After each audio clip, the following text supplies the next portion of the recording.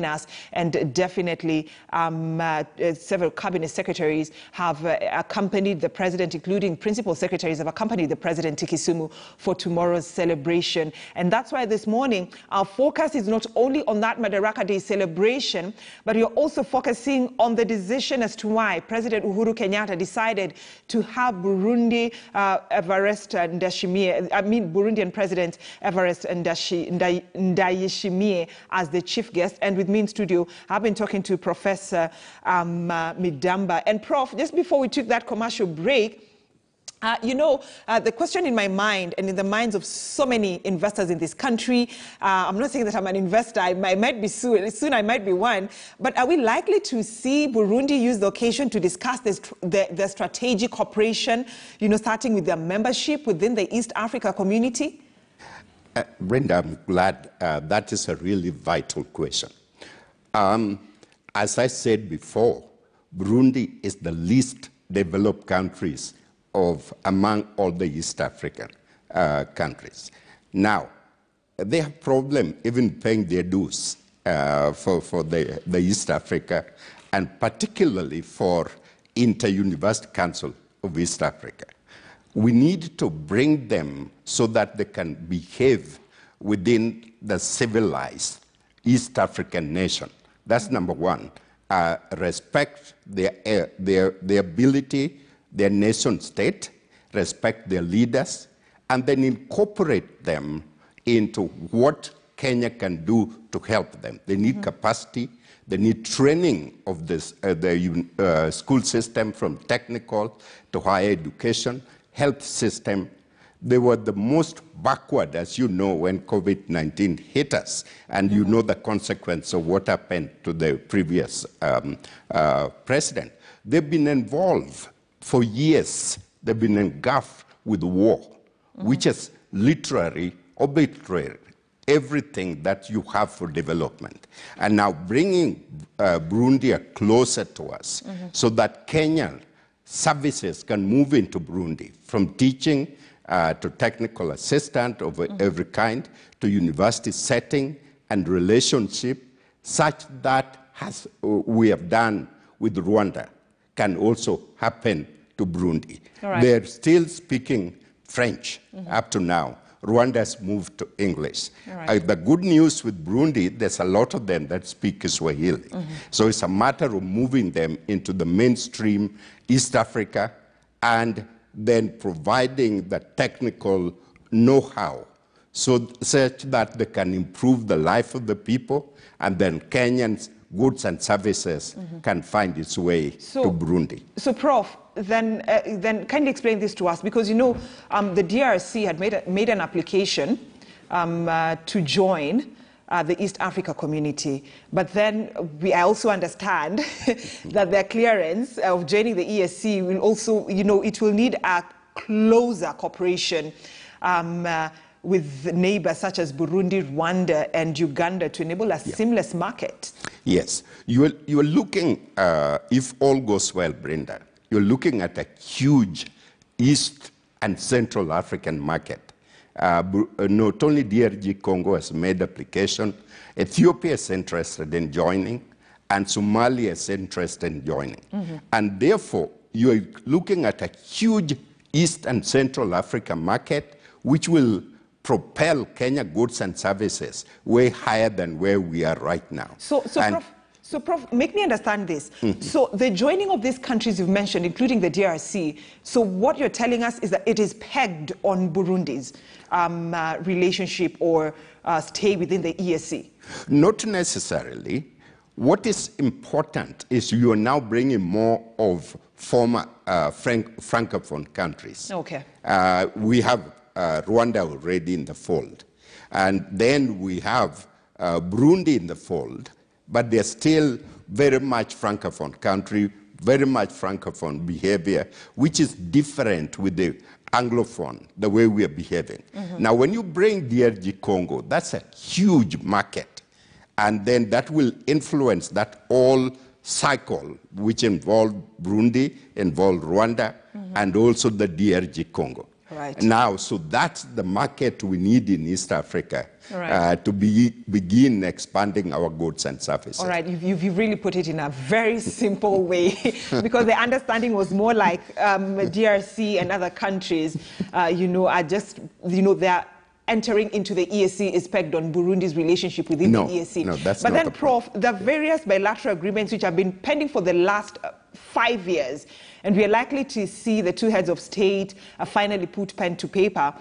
But then let's talk about the likelihood of Burundi and Kenya also discussing issues of wildlife conservation, including routine relocation of endangered species under a mutual, agreeable program.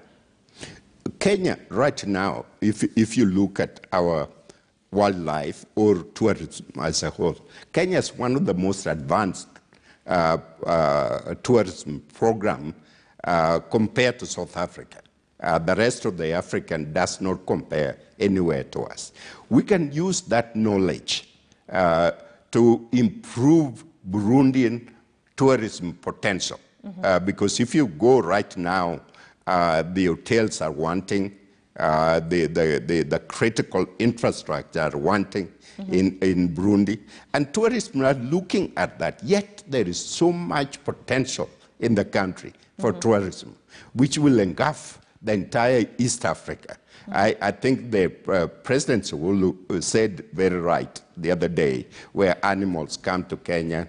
Yeah, because I remember in 1995, at the heart of the Civil War, Burundi sent its chimpanzees to Kenya, and the new administration wants the chimpanzees back to Burundi. So there's no point. When a tourism come, they are not only coming to Kenya, they need to go to Tanzania, and they need to go to Burundi, they need to go to Rwanda, and all that will extend our heaven. Our heaven of tourism industry. And then will now allow Burundi to do their infrastructure development, which is really wanting right now. All right. So now other issues, Prof, that we are likely to see the two leaders talk about in terms of, just apart from, Chukweni chimpanzees that you want, that were brought into the country in 1995, and also because the administration wants them back, once the chimpanzee are returned, and also other trade agreements.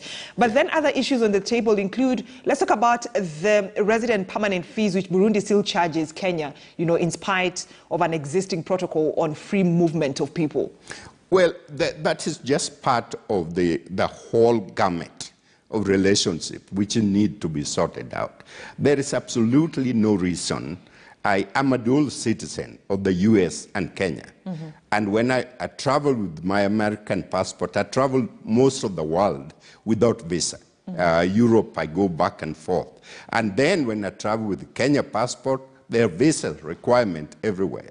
And so why would you require visa to travel from here to Burundi or to Uganda or to Rwanda? When we go to Rwanda, you don't need visa. And you're going to Tanzania, you need visa. And so you eliminate all that to allow free flow of goods and services, people to people, that kind of thing, and then develop an intricate system which mirror the US system, where you can travel from East Coast to West Coast with nobody stopping you, from north to south.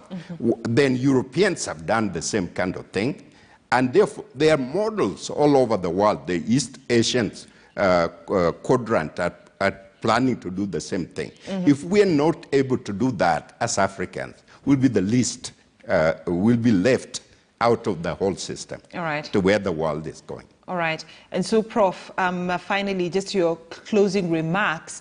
Any goodies that we might see the Burundian president give residents of Kisumu County? Not that because I come from that region, but it's yes, you're going to sign deals. Deals are going to be signed in Kisumu County, the Great Lake of Kisumu County. But any goodies that will be delivered specifically for the residents of Kisumu County? Be patient, Brenda, you mentioned a very important point. There was a time that I traveled back to America, and my faculty and staff at KCA were looking at, whenever the vice chancellor traveled, is going to bring goodies. And so they start asking, how much money did he bring to us? And so Kenya wants a quick fix. You know, what did you bring to me? Yeah. It's going to take time and it's going to take patience. We need our technical people working together with Burundi. There is a lot of gap in terms of history, relationship, and that kind of thing. Discovering what is said we can say it together, and that is going to take time. Right. And what is so great for me is, let's forget all this politics that you are doing, to look at what President Uhuru is doing as a leader of the country. Right. To open up the inland and also open up the coast for the major trading. There is a very strong relationship between the rail system that is going, between the port that can accommodate the world trade, and then you bring that into the inland and serve all the entire Lake Victoria zones around. Right. Kenya will greatly benefit, and that is where that's what Kenya need to expect. All right. Professor Midamba.